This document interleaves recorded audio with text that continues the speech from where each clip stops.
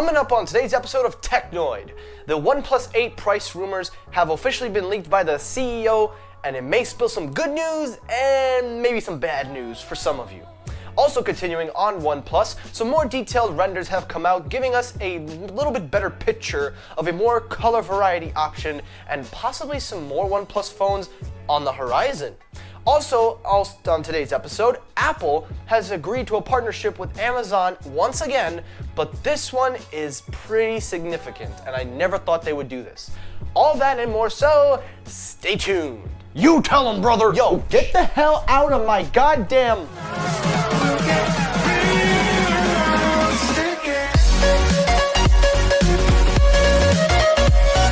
Hey, what's up everybody? Michael here, welcome back to Technoid.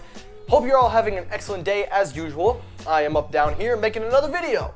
Welcome back everybody. Hope you're all once again having an excellent day.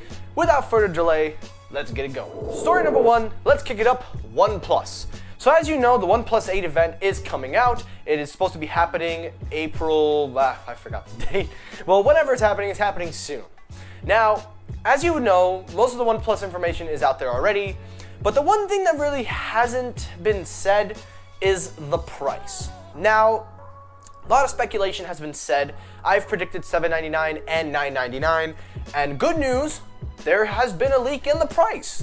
So, according to Business Insiders, the CEO of OnePlus has addressed the concern of the pricing of the new OnePlus 8 and the OnePlus 8 Pro. He goes on to say that the OnePlus 8, now keep in mind the wording, the OnePlus 8 will not go over $1,000. However, the Pro model, well, yeah. Now, I probably am assuming you guys are hearing this and you're going, it's so terrible, how is this possible? Well, let me tell you something, relax. Be happy that there is a 5G model on the market right now that's under $1,000 versus Samsung, and also give into consideration that OnePlus is giving you probably a beast of a phone for a considerable price. I always argue with Android fanboys, mostly Samsung ones, but mostly Android people, because you guys always complain about the prices. I understand the software support is not ideal, I get that. But these companies are giving you top tier specs, and I still don't get why you guys have the right to keep on arguing and telling them to go back. You want the best, you gotta pay for the best. I say it all the time, but some of you haven't gotten the message. But you'll be happy to know that the OnePlus 8 will be the cheapest OnePlus device with 5G and the cheapest 5G device on the market right now.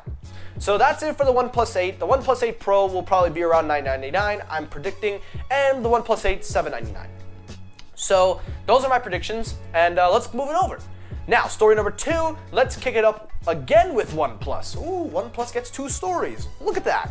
So there have been more information and more renders of the OnePlus 8 color options. Now, as you know, there are a variety of colors coming for each model, but now we have a blue version that kind of looks like a Best Buy exclusive, although it probably won't be. And it also looks very, very nice. We get an idea of what the back is going to look like with that 4-camera setup and also the display. Now, a lot of you are not really a big fan of the pop-up camera, so OnePlus looks like they're going with the punch hole design. Some are saying that the Pro one will be the pop-up.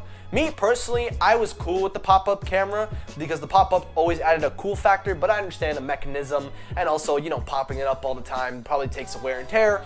But the pop-up just gave it a better look, and honestly, it felt natural. So I hope that's the Pro one, but it probably won't be. This punch hole one looks like it's going to be the official design, and honestly, the OnePlus design looks really good. The device looks pretty flagship worthy. So like I said in my other video, keep your eye on OnePlus because they're making waves. So now that we got OnePlus out of the way, let's shift the cube to Apple. Let's talk Apple.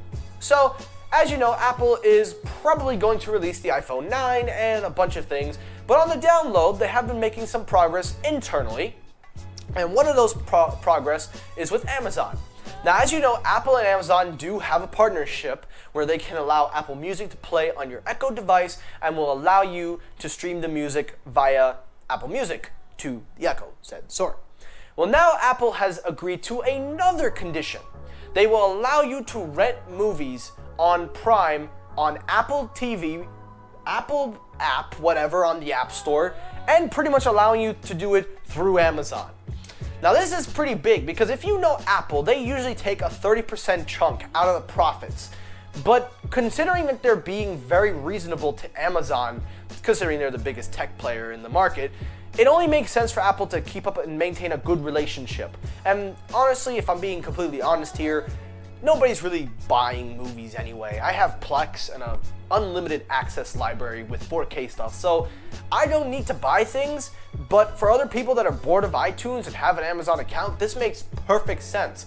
Capitalize on a relationship, the consumers benefit, Apple benefits, everybody wins. So, kudos to Apple. Kudos. And last story, last one up of the day, let's kick it up now to another Apple story. Ooh, 2 stories of the same topic in one video. That's nice. So as you know, Apple has been working on a project called AirTag. Basically, this AirTag is a device that will allow you to ping it to a backpack or to anything of device worthy and will allow you to pretty much just, find your stuff. It uses the U1 chip and it's pretty much like a Find My device. Well, Apple accidentally leaked it in a promo video. The video has been taken down, but clips have been remained, and in the clips it shows the name AirTag and also what it does. Not only does it show the official name, but it also shows that you can find things in an offline mode. So this AirTag project that they're working on hopefully will be, of course, for the Apple ecosystem. Everybody will be able to find their missing stuff, and for the low price of $100. I have a feeling that's what Apple's gimmick is going to be, or in short terms, $99. I don't know. I really don't know. But that's AirTag, and that's it for today's episode. So guys, thank you so much for watching. I hope you enjoyed today's episode. If you did, hit that like button. If you disliked the video or just don't like the show in general, hit that dislike button. It works too. It helps spread out the videos. As always, guys, thank you so much for watching. Stay safe, everybody, and I will see you all tomorrow, and peace.